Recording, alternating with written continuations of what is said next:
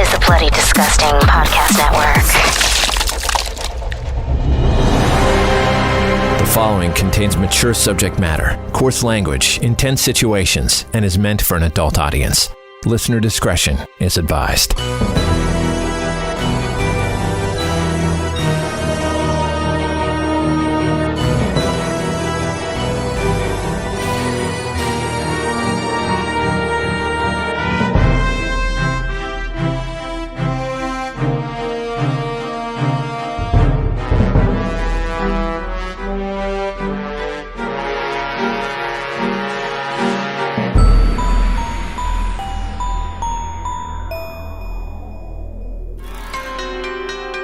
In the pursuit of love, be prepared to follow your heart headlong into the darkness. Bleeder's Digest, issue number 12. Keep me safe all through the night. This story's called Keep Me Safe All Through the Night, written by Chrissy Fox. I met Tony online. Yes, one of those dating sites I swear you'd never see me on. I never had trouble getting guys or anything. It just gets harder to meet someone as you get older and outgrow the dude in the tank top in the club. That was never really my thing anyways. I liked older guys. And when I started chatting with Tony, the thing that struck me about him was that he was a father. He'd been through some shit. But he was still really kind and more honest than I would have even been. Putting up a front at this point in my life is pointless. He told me. I don't have time for it. That was perfect because either did I. He did come with some gentle baggage, he called it. His 15-year-old son, Miles, lived with him basically full-time. But the good news is, when it was finally time for us to meet, Miles and I hit it off right away. He was a sweet, quiet kid. He was happy to have someone to go to Starbucks with and someone who would actually listen to him. He hadn't had a female figure in his life like that, basically ever. When Tony asked me to move in with him and Miles about 9 months into the relationship, I jumped in with both feet. I'm not getting any younger, and I was ready to be a lot more domesticated. Tony's house was really freaking cool. Tons of space for me to have my art studio in the back. I paint, but my main profit comes from my sculptures. I work from home mostly, so I loved my new workspace. Tony and I had a big master suite with its own hallway, which gave us, and Miles too, plenty of privacy. Tony and I had an amazing sex life, like 10 times a week at the minimum amazing. By the time I unpacked my last box, I'd already found out we were pregnant. Tony and I agreed to wait and tell Miles the exciting news. It was too early, and we needed to make sure everything was okay with the pregnancy first. That night, I made an incredible homemade lasagna for my boys. Just to be clear, I'm a badass cook, and I wanted to show Tony and Miles how truly lucky they were to get to live with me. I raised my glass in a toast. Okay, I know you guys are going to think I'm super cheesy, but I love you both like crazy, and I'm so excited to be here with you all the time. We're a real family now. And cheers to our first official night together. Tony was smiling at me warmly. Miles rolled his eyes, but raised his glass and clinked mine. Cheers, you dork. We're happy you're here, too. Miles said. I could tell he really meant it. I was on a high of happiness. Miles had school in the morning, so he went to bed early. Tony and I decided to watch a movie in our room. You get to pick tonight. Any of that romantic bullshit you like. I won't say a word. Tony said with a smile.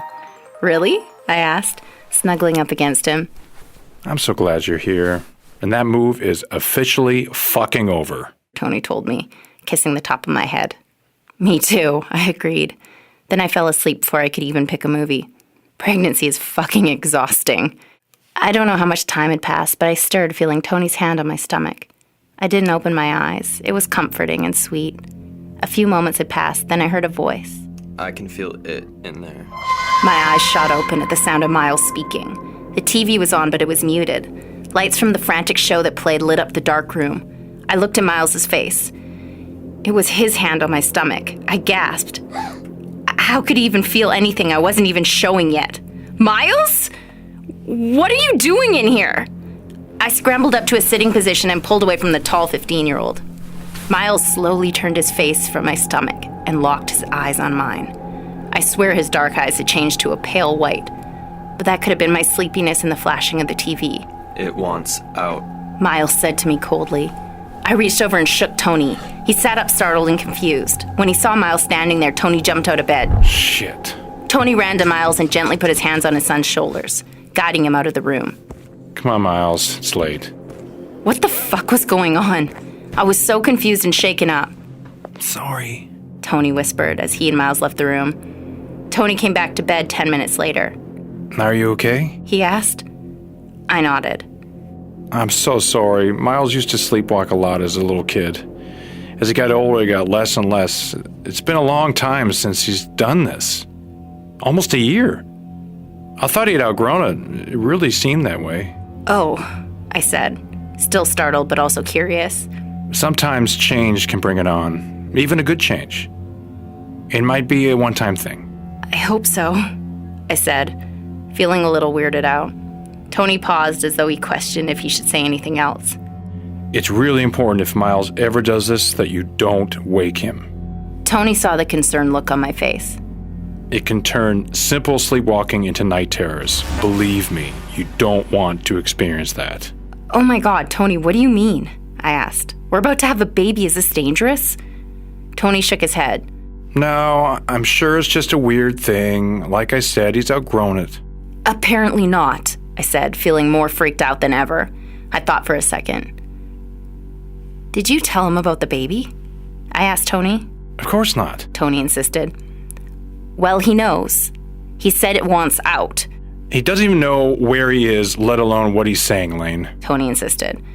I turned my body away from him. I didn't respond. Tony sighed and rolled over. In less than a minute, I could hear he was already asleep. I lay awake for a long time. It's fine. You can do this, I encouraged myself. Everyone has things they have to deal with. So Miles sleepwalks. He's an amazing kid. I'm lucky. Go back to sleep, Layne. So finally, I did. The next morning was business as usual. Tony was rushing to get ready for work, and Miles hugs me as he heads out the door with a bagel in his mouth.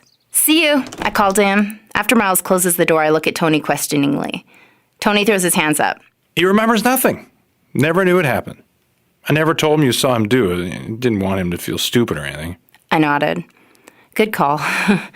Tony kissed me and headed off to work. I spent the entire morning sculpting. I felt refreshed with new inspiration. I started feeling stupid for getting in my own head last night. I loved my new life. There was so much to look forward to. In the late afternoon, I cleaned up my space and carried some leftovers out to the outdoor trash bin. A female neighbor spotted me and waved as she parked her car in her driveway. Hi! She called. Hi! I waved, smiling back. I realized she was walking over to come chat with me. Welcome to the neighborhood. The woman said warmly. I'm so happy to see Tony happy with someone again. He and Miles deserve all the happiness in the world after everything they've been through. Oh, yeah? I said. Thanks. I'm Layne. I know who you are, silly. You're all Tony talks about. I'm Wendy. Let me know if there's anything ever you need. Thanks, Wendy. I smiled at the rosy-cheeked, overeager woman. I looked at her for a minute. When you say with everything they've been through... Oh, I just mean with Tony's last fiancé dying like that. He and Miles took it so hard. I could tell Wendy saw the shock on my face. She pretends to feel stupid for bringing it up, but I know she's one of those women that loves the drama. Oh, dear. Did you not know? Well, it's not my place. It was a suicide, but that's all I'm going to say.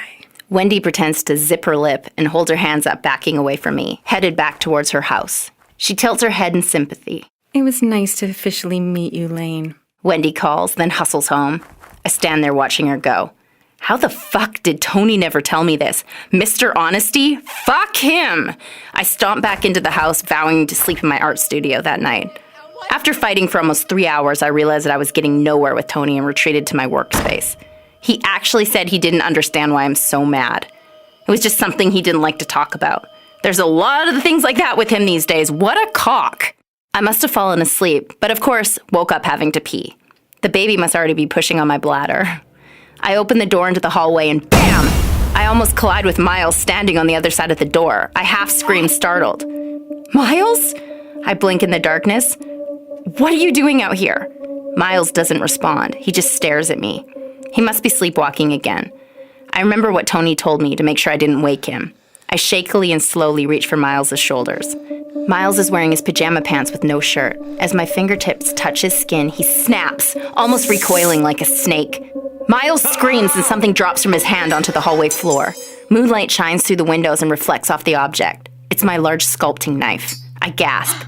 He must have been in the studio while I was sleeping. He took the knife and was waiting for me. What the fuck is going on? Without warning, Miles jerks away from me and begins running the opposite way down the hall towards his bedroom. The light from the window hits his back as he passes it. I notice bizarre marks, almost wounds all over it.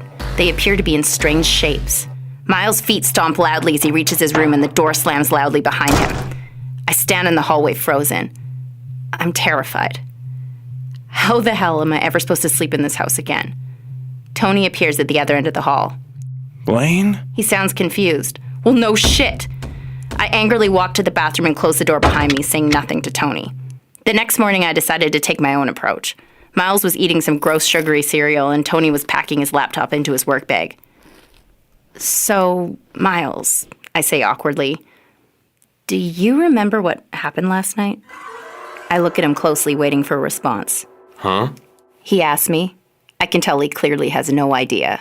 What do you mean? I pause, wondering if I should push it. What's the point? Nothing, I respond. Tony looks at me questioningly. You better get to school, kid. Tony pats Miles on the head. Okay, yep. See you guys later. Miles grabs his book and a hoodie and heads out the front door. Bye, I call to him. What was that about? Tony asks me. Can you hang back a minute? I insist to him. Sure. Tony responds. I'm getting pretty freaked out with this sleepwalking thing. I don't feel safe. Is that what was going on last night? Tony squints at me concerned. I nod. Tony, he had my sculpting knife. He went in my workspace while I was asleep, picked it up, and then stood in the darkness waiting for me. Look, it's not just me I have to worry about anymore, okay? I put my hand on my stomach. Jesus, yeah, I get why you'd be shaken up.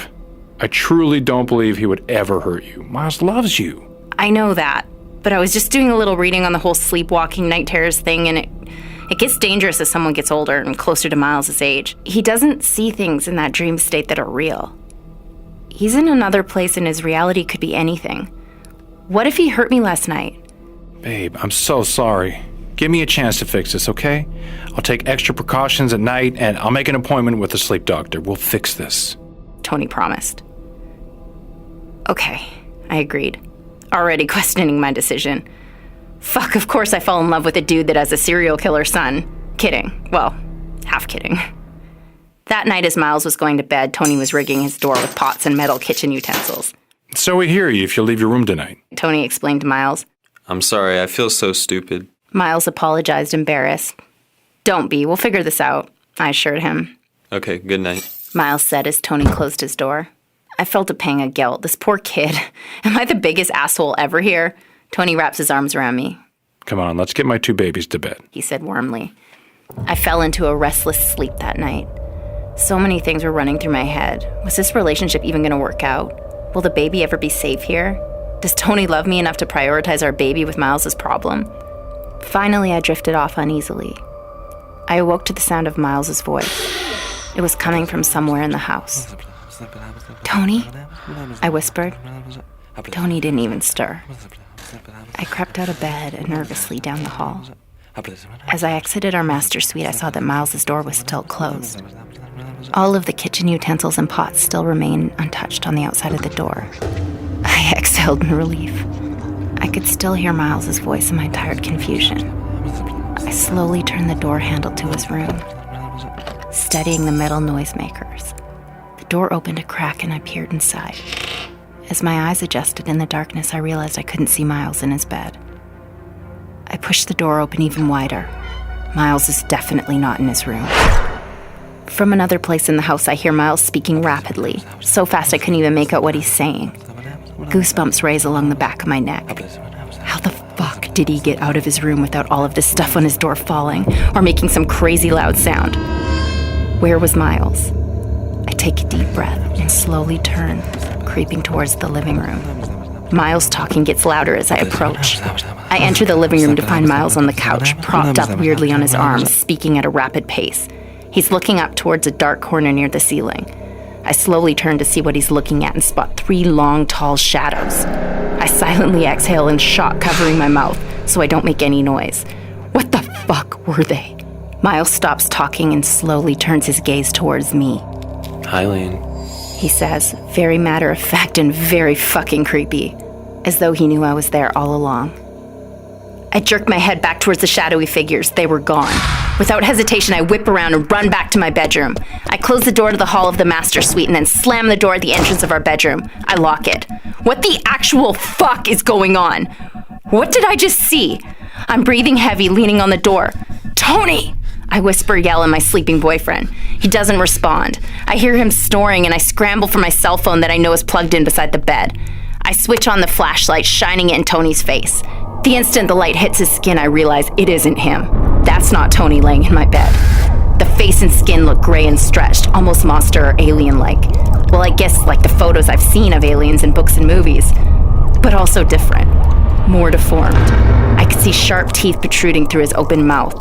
The skin, or whatever you call it, looks slimy and slick. There was a gaping hole where his nose should be and bulged out eyes. It was horrifying.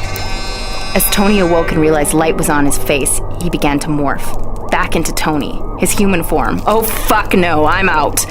I'm shaking so violently from terror as I grab the small night table off the ground and hurl it towards the bedroom window. It smashes into 1,000,000 glass shards.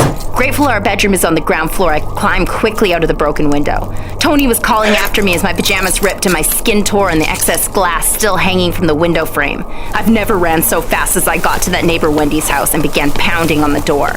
I can only imagine what she thought as she swung open her front door to find me in torn, blood-covered pajamas, hysterically crying. So now what? Well, of course the police came and determined it was some kind of violent domestic dispute. I spent 3 months in a psychiatric facility until I realized me swearing up and down that my boyfriend and his son are probably aliens wasn't really helping me get out of there. So I lied. I said I thought the pregnancy hormones and the stress of Miles' sleepwalking made me go a little crazy. I needed calm and relaxation until the end of my pregnancy. So now I live with my mother in her farmhouse on the edge of the city. My sculptures are a lot more bizarre now. Tall, stretched, shadowy, extraterrestrial-looking things. But they sell more than they ever have. Hey, people are fucked up, what can I say? They buy them. I'm making a great living for me and my baby. I haven't spoken to Tony or Miles since that night. I refuse. Tony reaches out a lot, but I can't even think about him without feeling like I'm inside of a nightmare.